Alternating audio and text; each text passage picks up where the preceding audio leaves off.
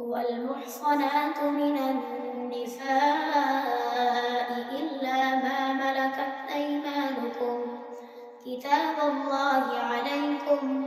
وأحل لكم ما وراء ذلكم أن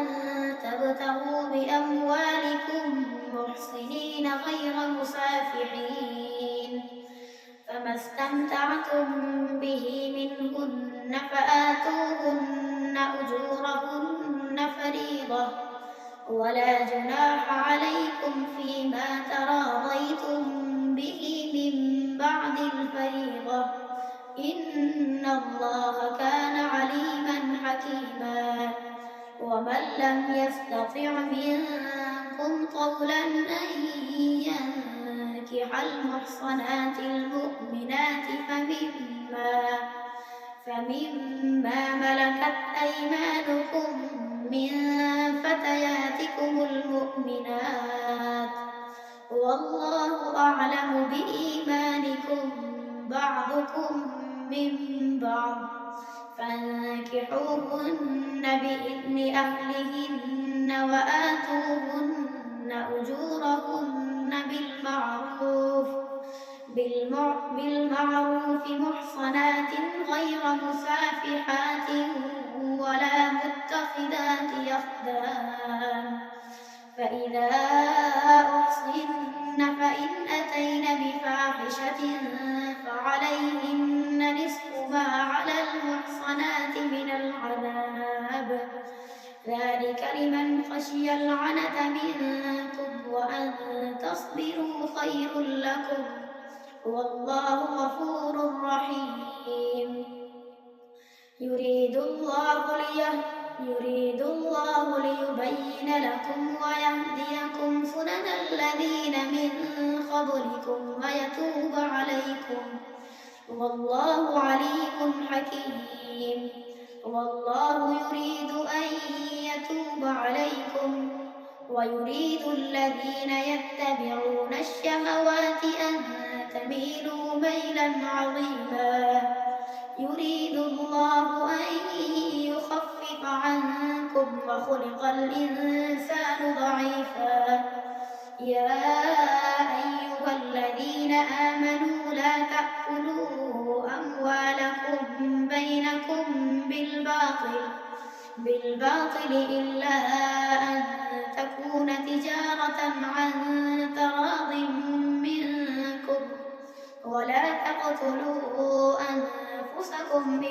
إن الله كان بكم رحيما. ومن يفعل ذلك عدوانا وظلما فسوف نصليه نارا، وكان ذلك على الله يسيرا. إن تجتنبوا كبائر ما تنهون عنه نكفر عنكم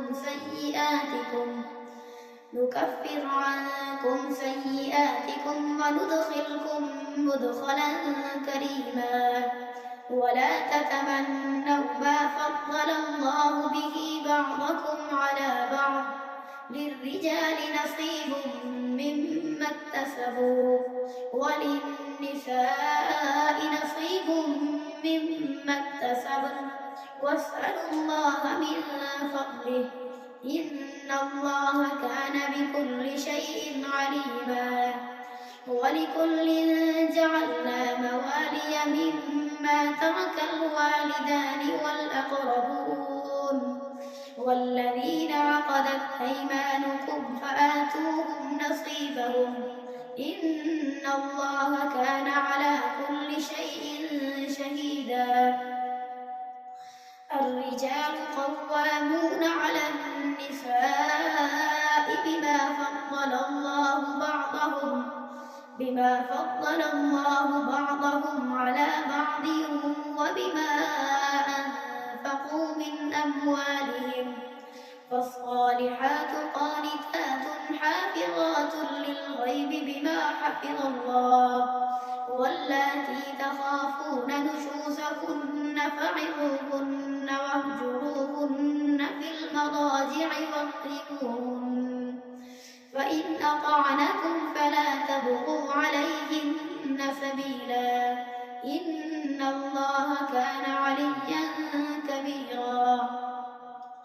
وإن خفتم شقاق بينهما فابعثوا حكما من أهله وحكما من أهلها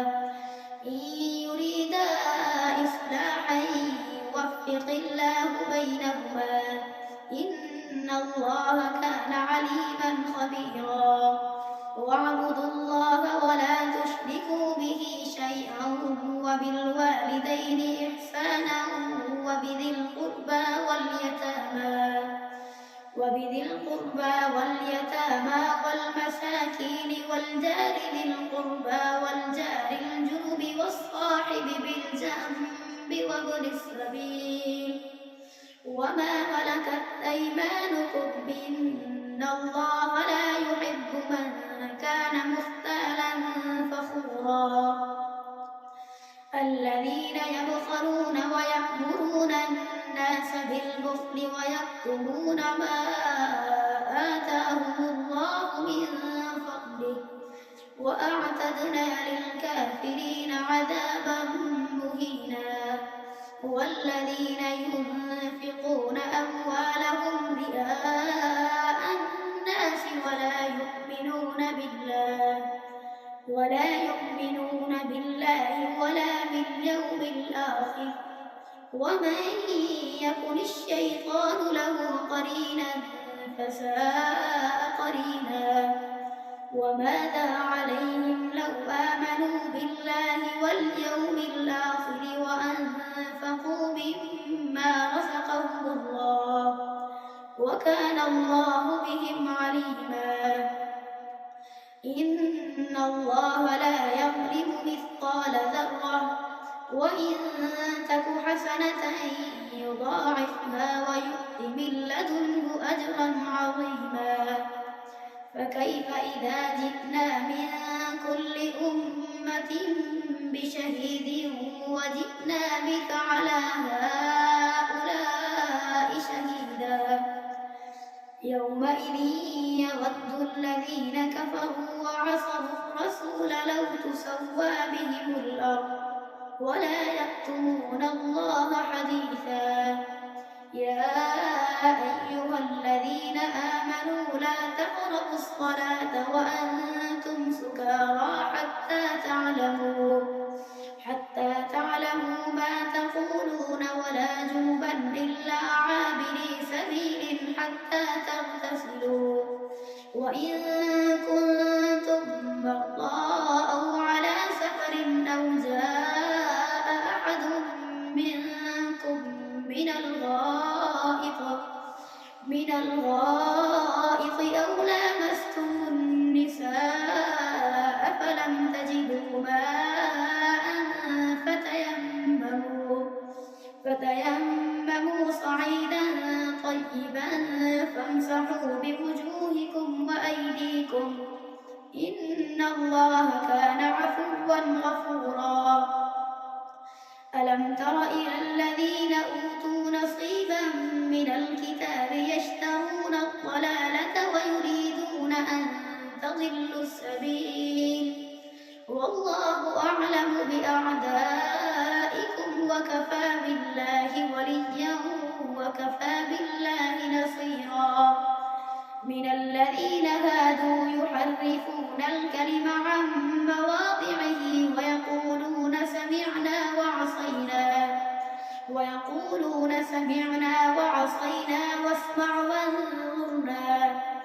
وعصينا واسمع غير مسمع وراعنا ليا بألسنتهم وطعنا في الدين ولو أنهم قالوا سمعنا وأطعنا واسمع وانظرنا لكان خيرا لهم وأقوم ولكن لعنهم الله بكفرهم فلا يؤمنون إلا قليلا يا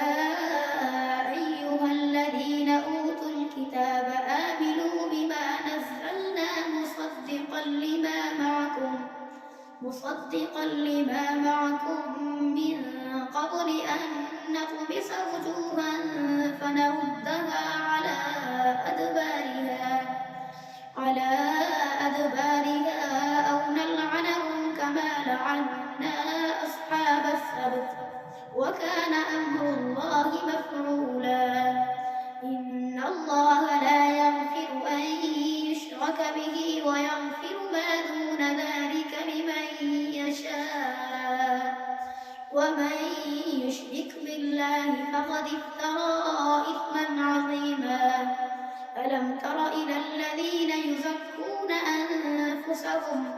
بل الله يزكي من يشاء ولا يظلمون فتيلا انظر كيف يفترون على الله الكذب وكفى به إثما مبينا ألم تر إلى الذين أوتوا نصيبا من الكتاب يؤمنون بالجبت والطاغوت ويقولون للذين كفروا هؤلاء أهدى من الذين آمنوا سبيلا أولئك الذين لعنهم الله ومن يلعن الله فلن تجد له سبيلا أم لهم نصيب ومن يلعن الله فلن تجد له نصيرا أم لهم نصيب من الملك فإذا لا يؤتون الناس نقيرا أم يحسدون الناس على ما آتاهم الله من فضله فقد آتينا آل إبراهيم الكتاب والحكمة وآتيناهم ملكا عظيما فمنهم من آمن به ومنهم من صد عنه وكفى بجهنم سعيرا إن الذين كفروا بآياتنا سوف نصليهم نارا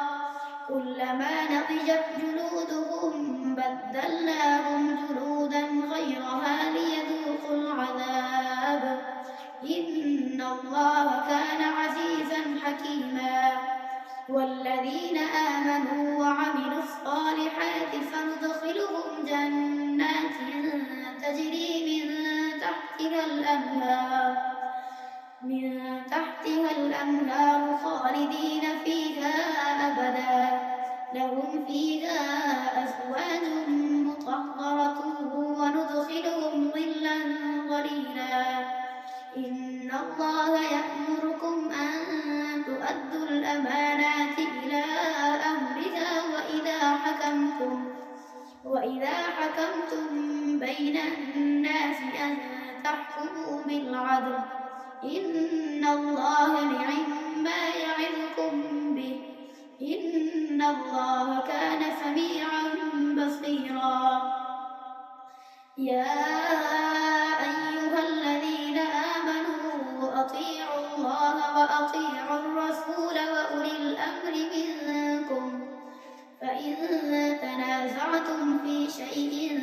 فردوه إلى الله والرسول إن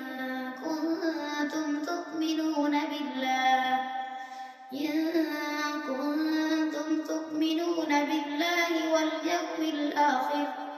ذلك خير وأحسن تأويلا ألم تر إلى الذين يزعمون أنهم آمنوا بما أنزل إليك وما أنزل من قبلك يريدون أن يتحاكموا إلى الطاغوت وقد أمروا أن يكفروا به ويريد الشيطان أن يضلهم ضلالا بعيدا وإذا قيل لهم تعالوا إلى ما أنزل الله وإلى الرسول رأيت المنافقين يصدون عنك صدودا فكيف إذا أصابتهم مصيبة بما قدمت أيديهم ثم جاءوك يحلفون بالله إن أردنا إلا إحسانا وتوفيقا أولئك الذين يعلم الله ما في قلوبهم فأعرض عنهم وعظهم وقل لهم في أنفسهم قولا بليغا وما أرسلنا من رسول إلا ليطاع بإذن الله ولو أنهم إذ ظلموا أنفسهم جاءوك فاستغفروا الله واستغفر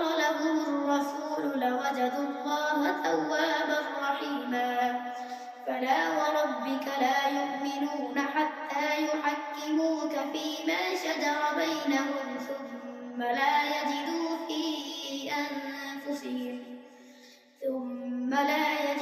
في أنفسهم حرجا مما قضيت ويسلموا تسليما. ولو أنا كتبنا عليهم أن اقتلوا أنفسكم أو اخرجوا من دياركم ما فعلوه إلا قليل منهم. ولو أنا كتبنا عليهم أن اقتلوا أنفسكم أو اخرجوا من دياركم ما فعلوه إلا قليل منهم. ولو أنهم فعلوا ما يوعظون به لكان خيرا لهم وأشد تثبيتا.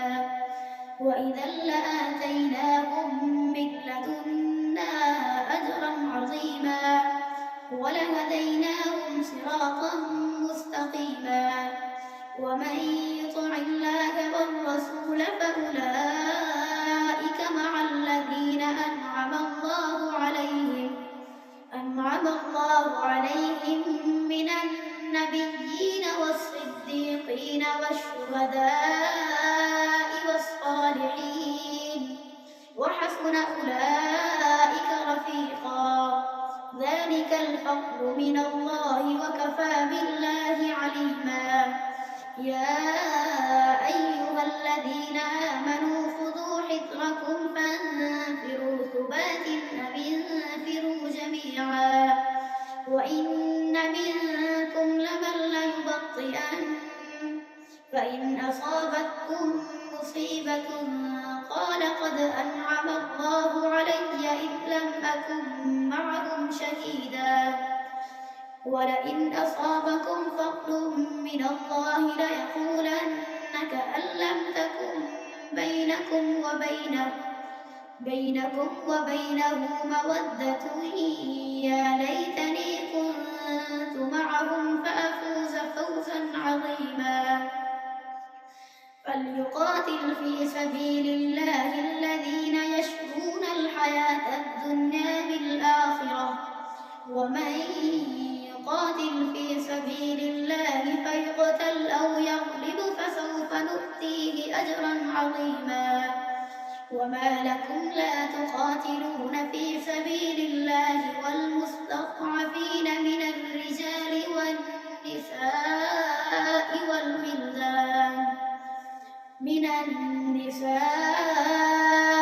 والولدان الذين يقولون ربنا أخرجنا من هذه القرية الظالم أهلها واجعل لنا من لدنك وليا واجعل لنا من لدنك نصيرا. الذين آمنوا يقاتلون في سبيل الله والذين كفروا يقاتلون في سبيل الطاغوت فقاتلوا أولياء الشيطان إن كيد الشيطان كان ضعيفا. ألم تر إلى الذين قيل لهم كفوا أيديكم وأقيموا الصلاة وآتوا الزكاة فلما كتب عليهم القتال إذا فريق منهم يخشون الناس كخشية الله أو أشد خشية وقالوا ربنا لم كتبت علينا القتال لولا أخرتنا إلى أجل قريب قل متاع الدنيا قليل والآخرة خير لمن اتقى ولا تظلمون فتيلا. أينما تكونوا يدرككم الموت ولو كنتم في بروج مشيدة وإن تصبهم حسنة يقولوا هذه من عند الله وإن تصبهم سيئة يقولوا هذه من عندك قل كل من عند الله فما لهؤلاء القوم لا يكادون يفقهون حديثا ما أصابك من حسنة فمن الله وما أصابك من سيئة فمن نفسك وأرسلناك للناس رسولا وكفى بالله شهيدا من يطع الرسول فقد أطاع الله ومن تولى فما أرسلناك عليهم حفيظا ويقولون طاعة فإذا برزوا من عندك بيت طائفة منهم غير الذي تقول والله يكتب ما يبيتون فأعرض عنهم وتوكل على الله وكفى بالله وكيلا أفلا يتدبرون القرآن ولو كان من عند غير الله لوجدوا فيه اختلافا كثيرا وإذا جاءكم أمر من الأمن أو الخوف أذاعوا به ولو ردوه إلى الرسول وإلى أولي الأمر منهم لعلمه الذين يستنبطونه منهم ولولا فضل الله عليكم ورحمته لاتبعتم الشيطان إلا قليلا فقاتل في سبيل الله لا تكلف إلا نفسك وحرض المؤمنين عسى الله أن